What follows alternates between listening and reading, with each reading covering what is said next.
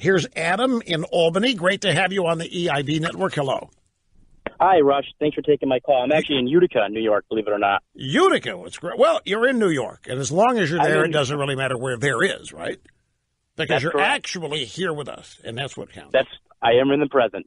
I got a lot of points to touch on. I don't have a lot of time with you, I know. So. Have at it. Just have at it. When it gets boring, I'll tell you. I kind of have a unique perspective as far as a solution, but the first thing I want to tell you is when I was in 10th grade in high school, we had a bunch of kids that wore all black and chanted the word melt. And they said Melt Day was coming on March 3rd, which was melting point. And it got picked up by the newspapers and the media. School was not shut down. It just said there was going to be a mass shooting, and these kids meant murder every living thing.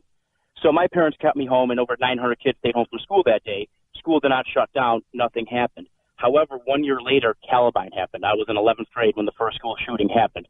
I've been seeing these things now for the last 15 to 20 years, continuing to happen. All the liberals want to go on the offensive. We got to ban guns. We got to get rid of guns. Time for banning guns is bye-bye. You should have done that 30 years ago. The guns are out there, and it doesn't take Nostradamus to tell you the next school shooting, it's going to happen again, and the person that's going to do it already owns the firearm they're going to use. My suggestion and solution to this is not go on the offensive, go on the defensive. Defensive wins championships. Tom Brady, the best offensive weapon in football history, 500 yards passing, 3 touchdowns, he lost because of defense. Okay, we have to assume these shootings are going to continue to happen, and we have to protect the students and the schools.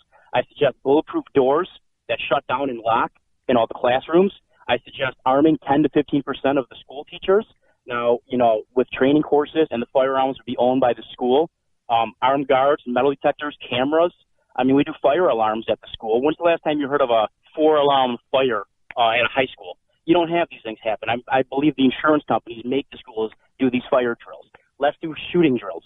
I think the defensive is the way to go. Well, wait a minute. Let me stop you on that because it reminds me of something that I want to respond to something you said earlier, too, but about shooting drills.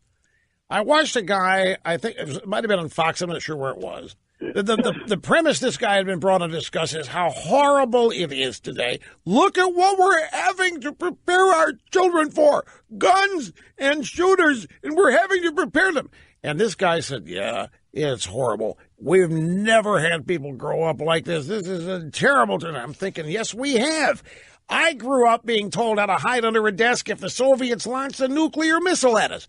We have had a whole generation of people grow up in school worried, scared to death that the nuclear bomb was going to hit. The idea that kids have never grown up with fear is absurd. Things that are happening today are not unique. It's not that something today is happening is unprecedented. There's always been fear. It's always part of life. It's not a nuclear bomb hitting. It's fired. You think these kids aren't scared to death of global warming? I got another thing for you. They literally think the Earth is going to be uninhabitable in another 20 to 40, 50 years. They really have been made to believe this. They're scared to death about all kinds of things. But your point about going on defense, I love your point that the next school shooting or mass shooting, the gun that's going to be used is already in the hands of the perp.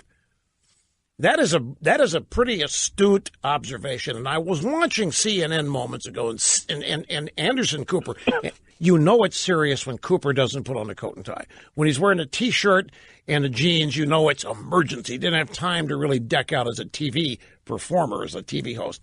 And the graphic, Trump did not mention guns in his comments to nation. And I said, so what? What is that? What the hell does that matter? Yeah. Trump didn't mention guns. But so the focus is totally on the guns.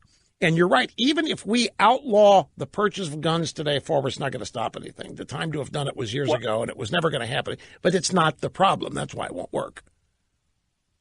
So you think we could you think we could prepare these schools in a defensive way, like the ideas you had of bulletproof glass and perhaps armed guards, armed teachers, this kind of thing? Armed teachers.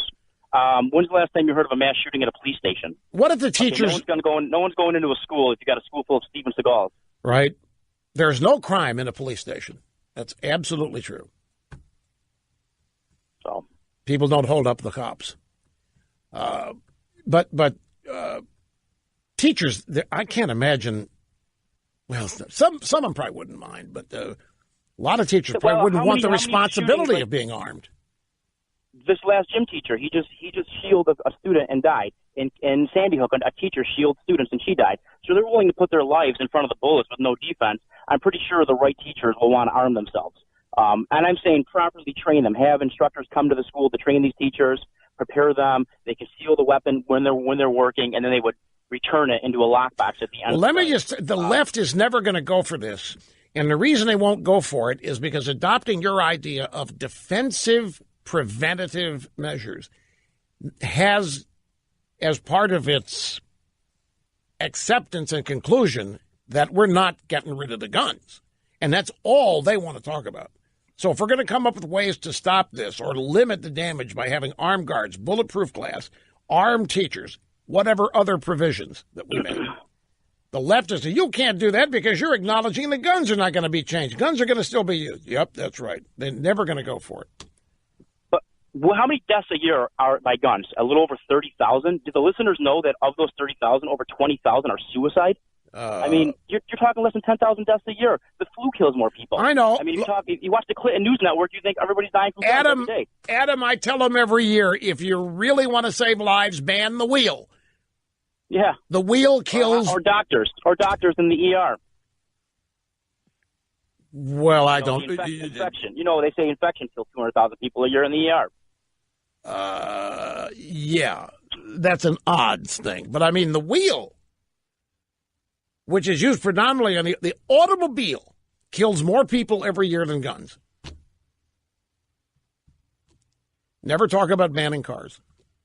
Only internal combustion engine cars. Anyway, Adam, it was quite interesting. I'm glad you called. I have to take a quick time out now. Back at him.